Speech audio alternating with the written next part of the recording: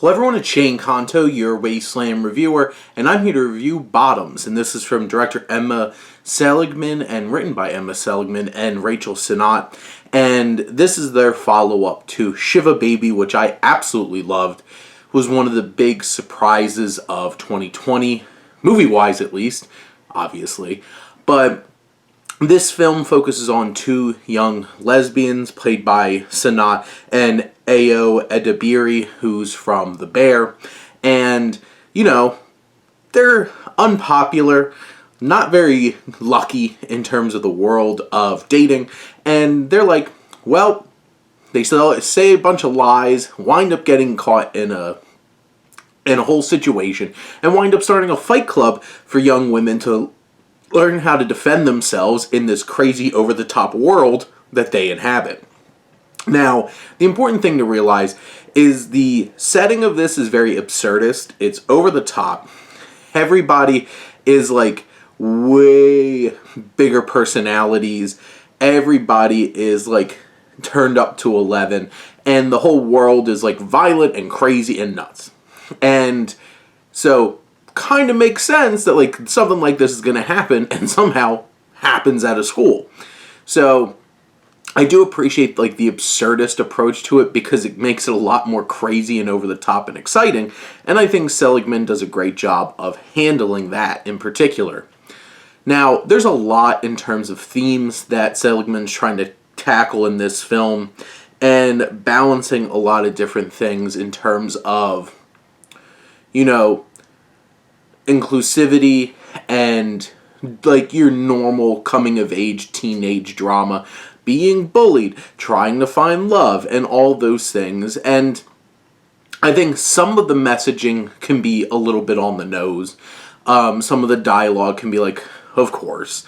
But in general, a lot of this is very clever and also very funny.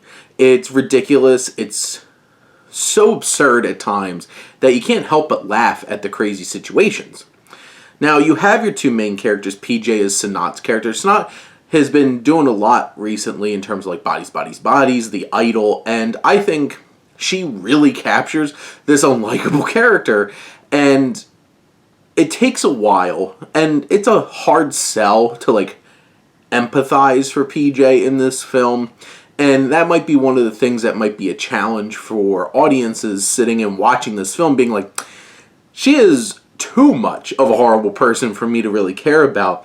But she's a great foil to Josie, played by Edebiri, who is so empathetic. You feel for her, you understand her, she's genuine. She doesn't want to get involved in all of this, and she makes mistakes in terms of lies and stuff like that and gets her caught up in this situation. But she's the real MVP of the film. I feel like she real standout. And you have Havana Rose Liu, who plays Isabel, who's her love interest and who she really wants to date, who happens to be dating the dumbass Jeff, Nicholas Galitzine's character, who's like the quarterback of the football team and everything. And I appreciate the wide breadth of different kinds of young female characters that you get in this film.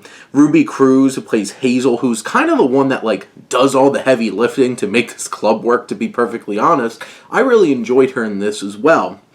In terms of like the male characters, most of them are pretty dumb. Most of them are pretty ignorant. I think Galitzine does a fantastic job of making Jeff so unlikable and stupid and absurd. You do have one male character who I feel like, Tim, played by Miles Fowler, who is a lot smarter than I think some of the female characters give him credit for, and he's figuring out a lot of this stuff that they're doing. And probably the biggest male character that pops out in this film is Mr. G, their teacher, played by Marshawn Lynch, NFL legend.